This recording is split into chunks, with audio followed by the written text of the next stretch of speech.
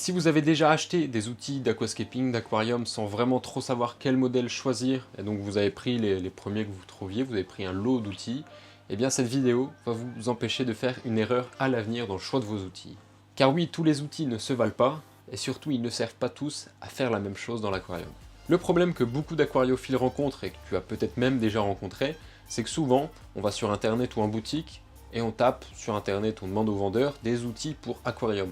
Et on tombe souvent sur un pack d'outils, une pince, une paire de ciseaux et un niveleur de sable. Mais le problème c'est que ces outils, qui sont vraiment les plus classiques, les plus standards, ne sont peut-être pas les plus adaptés à toi, ni à ton aquarium, ni à ta configuration. Résultat, ces outils ne sont pas confortables, ne sont pas adaptés, pas très précis, donc tu vas les mettre de côté et réutiliser les bonnes vieilles méthodes, c'est-à-dire planter à la main ou utiliser les ciseaux de cuisine qui sont un peu plus grands ou un peu plus maniables. Donc voilà, c'est des choses que peut-être tu as rencontrées, que moi-même j'ai rencontrées. Première partie, on va parler des pinces. Bon, la classique, c'est la grande pince d'une vingtaine, voire une trentaine de centimètres, droite, avec de longues branches. Et ici, premier point qui est important de dire, c'est que attention à la taille des pinces. Moi j'ai beaucoup de nano aquarium, on a des pinces qui sont vraiment très petites. Moi, mes plus petits outils font une quinzaine de centimètres, mes plus petites pinces font une quinzaine de centimètres, ce qui est idéal pour la nano puisque c'est très précis. Forcément, il y a beaucoup moins, on va dire, de distance entre le point de pression et le point de contact avec les plantes, et donc l'outil est vraiment optimal. Le souci, c'est que quand on commence à avoir des plus grands aquariums, eh bien on peut mettre tout le bras dans l'aquarium, et donc là on a des pinces qui sont un peu plus longues, qui sont plus adaptées. Mais voilà, les pinces classiques, c'est peut-être pas les plus optimales déjà en termes de taille. Et deuxième chose, il existe des pinces avec un bout incurvé. Et le souci, c'est qu'une pince droite, quand on la prend, on n'est jamais perpendiculaire à l'aquarium. On est souvent penché, et donc vous allez planter la plante de biais dans le sol, ce qui ne va pas être optimal. Tandis que la plante avec un bout incurvé arrondi, elle va permettre de planter la plante de manière très droite. Vous allez prendre la pince comme ceci, et le bout incurvé va être vraiment, pour le coup, lui, perpendiculaire au sol technique ou au sable, qui va vous permettre de planter de manière beaucoup plus pratique. Mais attention, pour le choix, il dépend vraiment du type de bac que vous avez. Si vous avez beaucoup de roches, si vous avez beaucoup de plantes. Moi, pour ma part, j'ai un aquarium hollandais, donc c'est très simple. Je plante à la chaîne, il n'y a que des plantes dans l'aquarium hollandais. Mais si vous avez un aquarium avec des décors, des racines, des roches, eh bien, vous allez parfois aussi devoir aller chercher derrière ces décors pour planter une grande Vallisneria, par exemple. Et bien là, c'est beaucoup plus pratique d'avoir un petit bout incurvé pour aller planter vraiment dans le coin, pour ne pas qu'on voit le rhizome ou les racines. Là, c'est vraiment l'idéal. Et au niveau des tailles, il n'y a pas que la taille nano et la taille très grande, on a vraiment toute une gamme de tailles. Sur la boutique Ilas, une marque que j'ai fondée en 2024, on propose plus de 25 modèles d'outils différents. Et pour les pinces, on a deux modèles de pinces principales, les Daphné et les Praxité. Donc les Daphné ont des pinces très fines, et la Praxité, elle, est vraiment beaucoup plus large. Elle a un bout qui est plus arrondi, tandis que la Daphné est très pointue. Et bien pour ces deux modèles, on a 4 variantes, allant de la S à la M à L, et même XL, incurvé ou XL pour le modèle Daphné. Et là on a vraiment des très grandes pinces, mais on a aussi une gamme médiane. Donc quand on a un aquarium de 30 à 60 litres, la taille M convient parfaitement. Donc là, en dessous de 30 litres, on a la taille S qui est vraiment très bien. Et puis ensuite c'est croissant. Pour les aquariums de 200, 400, 500 litres, la XL est nécessaire bien évidemment, parce que la S c'est un peu compliqué. Et donc voilà, ça c'est la pince Praxité en L, donc elle fait une trentaine de centimètres, et on a un beau grip, surtout ici, sur toute la longueur de l'outil, donc la prise en main se fait de manière très pratique. Le pouce vient vraiment se poser sur l'outil, c'est vraiment très pratique pour les personnes qui ont plutôt des grands doigts. Ici on est sur un bout arrondi qui va permettre de planter des plantes avec un gros rhizome ou avec une grosse système racinaire, comme des Echinodorus par exemple. Au-delà d'avoir une prise en main qui est plus ou moins large en fonction de l'outil, on a également l'embout.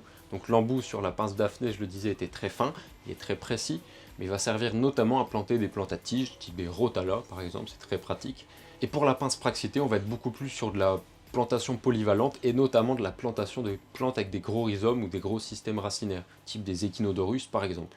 Deuxième partie, maintenant on va parler des ciseaux. Bon, les ciseaux, le classique c'est celui-là. Donc c'est le ciseau avec des anneaux, qui est très simple à manier. C'est un peu le ciseau de cuisine qu'on a avec une prise en main au niveau des doigts. Ces ciseaux ils sont vraiment très polyvalents, mais ce que la plupart des gens ne savent pas, c'est que ça sert beaucoup, et à la base ça a été conçu pour tailler en surface d'eau. Donc voilà, ça c'est l'usage de ces outils, en tout cas ceux avec un bout qui est droit. Parce que oui, on a aussi un bout qui est incurvé sur ce type de ciseaux, en tout cas sur la boutique ILAS. Sur la taille S et M, on a un bout incurvé, ce qui nous permet d'aller tailler les plantes, mais également d'aller tailler un peu plus en profondeur les feuilles et les tiges des plantes, c'est beaucoup plus pratique. Donc non, la paire de ciseaux classique qui est chez nous Aretus, qui est très bien pour couper de manière polyvalente, mais n'est pas adaptée à tous les usages. Quand vous avez un nano aquarium, que vous avez un ciseau de 30 cm pour entrer dedans, et vous allez vous voir qu'en fait vous le tenez à bout de 2 doigts, donc c'est assez peu au final précis. Il va servir pour couper le gros, hein. Vous allez pouvoir couper les tiges, les feuilles des plantes qui sont vraiment trop développées et qui obstruent la lumière. Mais après, pour aller faire de la taille de précision sur des mousses, sur des plantes gazonnantes, dans un 30 litres avec un aquarium de 30 cm, c'est pas adapté du tout. Et donc quand c'est comme ça, il faut se tourner vers du matériel beaucoup plus précis. Donc soit on prend le même modèle mais en plus petit pour pouvoir mettre complètement sa main et aller faire de la taille de précision, soit on se tourne vers l'outil SteelB comme ça qui nous permet vraiment de faire de la taille, de la coupe très nette et très précise. On a également sur la boutique 3 outils différents, donc on a une paire de ciseaux qui ressemble à ça, mais en version vague, donc on l'appelle le Wave, comme ça. Et ça va permettre de tailler notamment avec la surface de contact qu'on a au niveau du sol, les plantes gazonnantes. Donc ça c'est vraiment idéal pour les plantes gazonnantes, même si on peut s'en servir pour tout, bien évidemment. On a une paire de ciseaux Lotis qui, elle, est un peu cassée, et donc elle va servir à les tailler tout ce qui est proche des roches, voire derrière des roches, dans le décor, des choses qui sont lointaines et difficiles d'accès. Et le dernier, c'est l'outil Aîné, et là l'outil Aîné, c'est un ciseau qui est beaucoup plus résistant. Donc au bout d'un moment, vous allez avoir des Anubias par exemple, qui ont des gros rhizomes, qui sont des plantes pas faciles, assez résistantes, et aller tailler des plantes avec des gros rhizomes avec un outil comme ça, qui est très long, qui est très fin, je peux vous assurer qu'au bout d'un moment, l'outil va en pâtir, que les lames vont commencer à s'abîmer, à s'affaisser, ou que l'outil va casser, tout simplement. Donc ici on a Aîné qui est beaucoup plus résistant, qui a une épaisseur beaucoup plus importante au niveau de la lame et qui permet de tailler ces plantes avec des fortes tiges, des forts rhizomes. Mais la paire de ciseaux, mon coup de cœur, mon favori, le best-seller si vous voulez, c'est SteelB. SteelB ça se présente comme ça, on dirait un peu une pince, vu comme ça de loin, parce qu'on a un système de pression, donc c'est comme une pince avec les doigts, on va venir appuyer, mais ici on va pas venir appuyer pour pincer, on va venir appuyer pour couper, parce qu'on a comme une sorte de ressort qui va nous permettre, en appuyant, de rassembler les lames, et en relâchant, de les séparer. Donc ça nous permet de faire vraiment de la taille de précision. Quand on a des nanos, c'est idéal, mais également quand on a des aquariums avec beaucoup de mousse, avec beaucoup de plantes avec petites feuilles, ça permet de venir faire de la taille.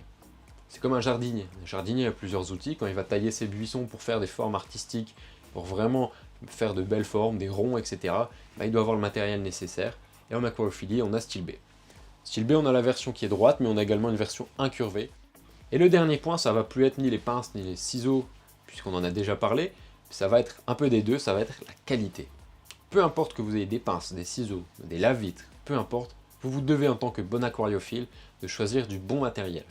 Parce qu'acheter sur des sites étrangers qui commencent par des T, qui finissent par des MU, acheter des outils pas chers ou du matériel pas cher, c'est très pratique. Votre budget n'en pâtit pas, et franchement, je le comprends parce qu'on est dans une période où tout le monde fait attention à tout. Mais il faut quand même se dire que des outils de bas de gamme, vous allez en racheter. Peut-être pas tout de suite, mais dans 1 an ou dans 2 ans, ils vont casser. Donc vous allez devoir en racheter. Tandis que des outils de bonne qualité, des outils qui ont été bien manufacturés, avec des bons matériaux, ça va être plusieurs dizaines d'années que vous allez les garder, même avec un usage intense.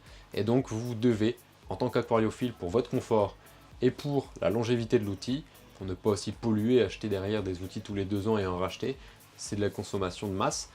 Mais voilà, pour moi franchement c'est un point important.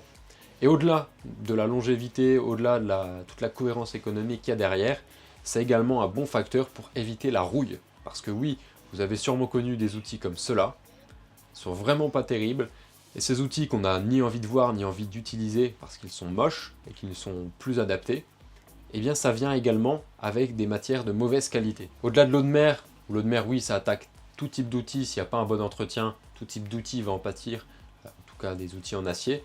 En eau douce, les outils rouillent également. Moi j'ai eu des personnes qui m'ont dit les ciseaux, les pinces que j'utilisais en eau douce, elles ont rouillé au bout d'un moment, et elles ont été attaquées par de la corrosion. Donc voilà, c'est vraiment plus adapté au bout d'un moment. Et ça vient en partie du fait que bon, il n'y a pas vraiment d'entretien, il n'y a pas de séchage de l'outil, mais aussi et surtout que la qualité du matériau utilisé, de l'acier inoxydable, n'est pas terrible du tout. Comment le savoir? Soit vous posez des questions techniques aux vendeurs, mais souvent vous allez tomber sur un os, sur un mur, puisque personne ne connaît vraiment la qualité de l'acier inoxydable qui a été utilisé, mais surtout, ça se sent. Ça, c'est en manipulant l'outil, en le portant, en comparant son poids avec un autre outil de la même gamme, entre guillemets. Vous prenez deux pinces, ben, vous allez voir, soit elles font le même poids, soit il y en a une qui est un peu plus lourde, et là, ça peut vous donner une indication sur la qualité de l'outil. Bref, vous l'aurez compris, choisir les bons outils, c'est choisir le confort, la précision et la longévité. Et si cette vidéo vous a plu, je vous invite et je vous remercie d'avance de vous abonner à la chaîne. Ça me soutient et également vous aurez du contenu qui vous plaît, qui est cohérent avec ce que vous adorez, c'est-à-dire l'aquariophilie. N'hésitez pas également à lâcher votre meilleur like sur cette vidéo. Et si vous voulez faire un tour sur ma boutique en ligne ILAS, d'outils spécialisés pour aquariophilie, aquascaping, le lien est dans la description. Et nous on se dit à très bientôt pour d'autres vidéos sur les outils.